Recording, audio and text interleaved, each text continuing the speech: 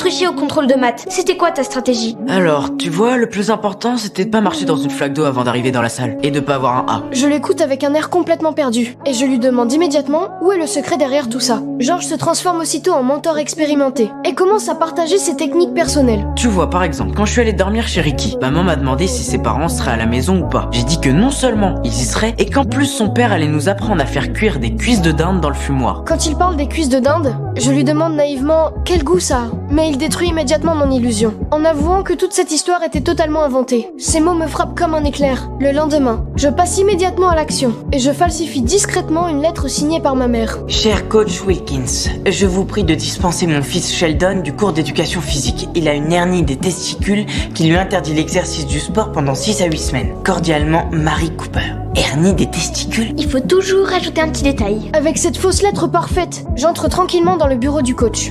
Alors j'imagine qu'on se revoit dans 6 ou 8 semaines. Après avoir trompé le coach avec succès, je marche fièrement dans les couloirs de l'école. À cet instant, le côté rebelle et malin caché au fond de moi se réveille complètement pour ressentir l'excitation d'enfreindre les règles. Je vais beaucoup trop loin. À la bibliothèque, je prends une pile de livres lourds et je sors sans respecter aucune règle d'emprunt. Et pour garder la vieille télévision de la maison rien que pour moi, je commence même à manipuler Missy. C'est pour quoi faire? Oh, ça, c'est pour creuser dans le jardin d'animaux et chercher des pièces d'argent. Il y a des pièces dans son jardin. J'ai déjà trouvé 75 cents. Tu peux essayer ta pelle? Mais bien sûr. Oh, ça y est, je vais être riche! Mais les mensonges ne peuvent jamais rester cachés éternellement. Ce jour-là, mon père croise le coach après le travail. Quelques paroles pleines d'attention, le figeant immédiatement sur place. Une hernie? Oui, j'ai un mot de ta femme. C'est Sheldon qui te l'a donné? Ouais. Mary fixe l'écriture de la lettre et affirme aussitôt qu'elle n'a jamais écrit une chose pareille. En voyant son enfant habituellement sage, devenir capable de mentir et manipuler, le père de famille n'arrive pourtant pas à cacher un léger sourire. Pour la première fois, je me dis que c'est mon fils. Pendant ce temps, je ne sais absolument rien du chaos à la maison. Je prépare même un nouveau mensonge, en prétendant qu'il ne me reste plus que 3 semaines à vivre. Tout ça pour rencontrer mon idole scientifique, le professeur Proton, alors que je suis encore persuadée que mon plan est parfait. Ma famille entre soudain dans la pièce, avec toutes les preuves contre moi. Je voulais essayer d'être un peu plus comme Georgie. Mais c'est une très mauvaise idée. On voudrait que Georgie ne soit pas comme Georgie. Je vais commencer par m'excuser, je suis désolée.